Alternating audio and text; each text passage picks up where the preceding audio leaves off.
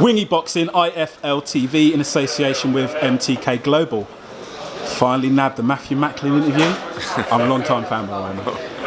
Matthew, talk to me about the Khan fight. How did you think Khan performed against Vargas? It was a convincing win, but it wasn't a convincing performance for where we see Amir Khan. Do you know what I mean? He's someone that should be one of the.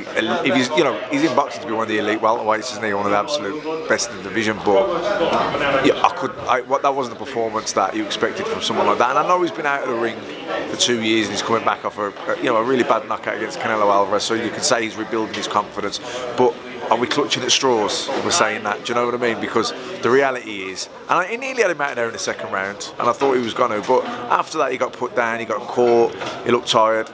I don't know, new training. Like I say, there's always those things where you can clutch at straws and say, it was this, it was that. And there's a certain amount of plausibility to that. But it wasn't a great performance. If you're viewing Amir Khan as one of the top elite welterweights in the world, which is what we always did, and you compare him to an Errol Spence or a Terence Crawford, or a Keith Thurman, Danny Garcia, I would expect all of those guys to get Vargas out of there inside a few rounds. I know he went 7 with Garcia, and that was a stay busy fight before he fought Keith Thurman. Do you know what I mean? But he never was in any trouble or anything like that. So for me, I don't think Amir is the fighter he was. At this stage, is there things that Khan can work on, or are we too past that now? Because he's got like 2 or 3 more fights, or that's it, isn't it? I think it's about. I think he just makes the biggest fights he's got now. I think he's in the twilight of his career. These are the last few fights, in my opinion. I think he's on the slide. He's not the fighter he was. He's had a long, hard career. He's been what a career he's had. What a fighter he's been, and what a man. He's had bad defeats. He's come back. He's showed real character. He's been down. He's been up.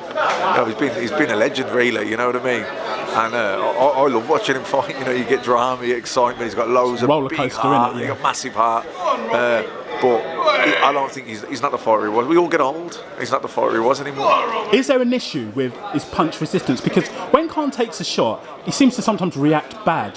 Every Khan, when he gets knocked down, it's always that big flail. Do you see what I'm saying? You don't want to. I think he gets a hard time about people calling him chinny. Yeah. Because he's been knocked out by a few times by great fighters, and he's been hit with big shots. It happens, you know what I mean? But I know Prescott, he probably got caught cold, and he was a big puncher, Prescott. But he hasn't got the solidest of chins. Do you know what I mean? He's not gonna. He's no Wayne McCullough.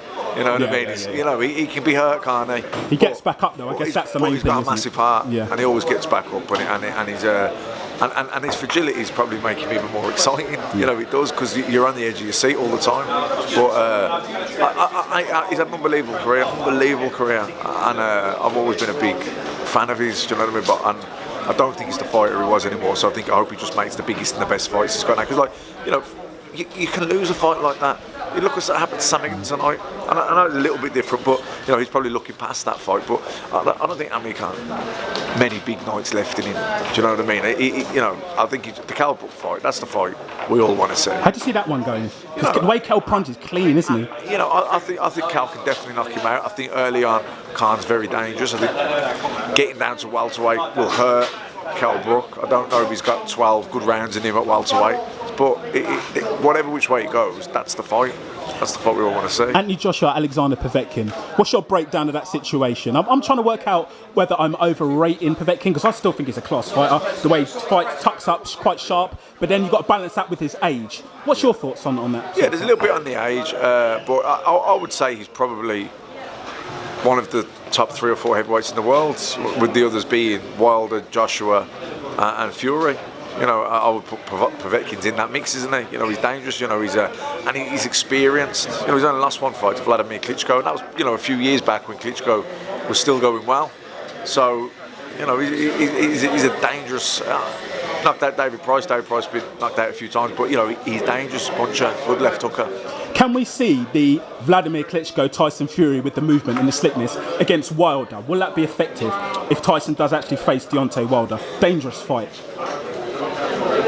Tyson Fury's had 2 not how many years out the ring. Yeah. His last performance against Klitschko was brilliant, but it's been a long time. He's come back with 2 nothing performances really. Yeah, he looked good last time out, but against someone that he would look good against. So I don't know, is he going to be confident with that kind of preparation going into the fight with Wilder? You know, the biggest, heaviest, most fearsome heavyweight in boxing. Billy Joe Saunders, Demetrius Andrade, lovely style matchup, beautiful technical sort of fight. How do you see that one go? Because I've asked a few people about Andrade, and then they're like, oh, is that guy? They're not really too sure because he doesn't fight that regular. I know you know your boxing. Yeah. How does that play out in the ring? Do you know, Andrade hasn't fought that regular because no one wants to fight him, because he's the king of the Who Needs Him club. Slick southpaw, can punch. You know, he was world amateur champion, and Americans don't get that many world amateur champions these days. But he was one of those. He was world champion and got stripped for inactivity because no one wanted to fight him, because he was not a big name, wasn't a marquee name, so you're not going to get paid a lot of money to fight him, but good chance you might get beaten. And you know. But you know, him and Billy Joe, they're fighting now, and the two very tricky, very clever southpaws. That's a fight for the purists. I don't think that's going to be a fight of the year. Yeah, it might not be that pretty. But yeah. I'll enjoy that fight. Yeah, I'll enjoy that fight. When you retired after Brian Rose, I've got to be honest, inside I shed a tear, man. I've been a fan of you for a while. What's the highlight of your career? Germany should have been, you know what I mean? Germany should have been. It was a good performance. Yeah. You know, does that one still hurt a little bit? Yeah, well, I thought, you know, that I stepped up to the plate performance-wise. It was, you know, because Stern was going really well that time, you know, and he was considered number 2. Him and Martinez. He was probably the second best middleweight in the world, and I felt I comfortably won the fight, not easily, and not wide, but I thought there was only one winner in a great fight. Do you know what I mean? And I know everyone kind of knows that and thought that, but I was robbed of that moment and the new. Do you know what I mean? I got you, yeah. Job done, world champion, done it. Whatever happens now is a bonus. I was robbed of that moment. So, but boxing at Madison Square Garden on St Patrick's Day, that was special. This is the fight with Jamie Moore. That's the one, isn't it? That's the one. Talked about. That's the one. You know, so, that's your crowning. I mean, everybody loves that fight. That was a sweet fight. You know, I didn't win, but I probably won a lot of people over. Of course, showed what I was made of. Of course. Great fight. When you're standing across the ring from Gennady Golovkin, what goes through your mind? As a human being, what goes through your mind? You know, that was a fight for me that I took. I had one round in 15 months going into the fight. It was always an uphill task. No one wanted to fight him. I was considered one of the top 4 or 5 middleweights in the world. He was a champion, and no one wanted to fight him. And no one really wanted to fight me because I didn't have a world title belt. You weren't going to get paid loads of money to fight me, and I was dangerous. You know, I'd been beaten by Martinez in a close fight. Yeah. You know, I should have got a decision against Stern.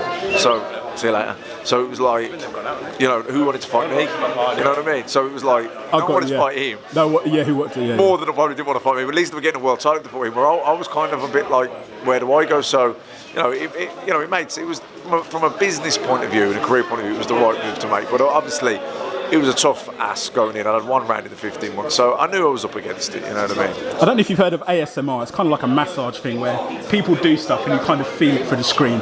Obviously, I didn't feel when you got cracked by that body shot, but I kind of felt it. The look on your face, and as a fan, it's like, oh God, that was brutal. He broke two of my photobomb by Michael Buffer.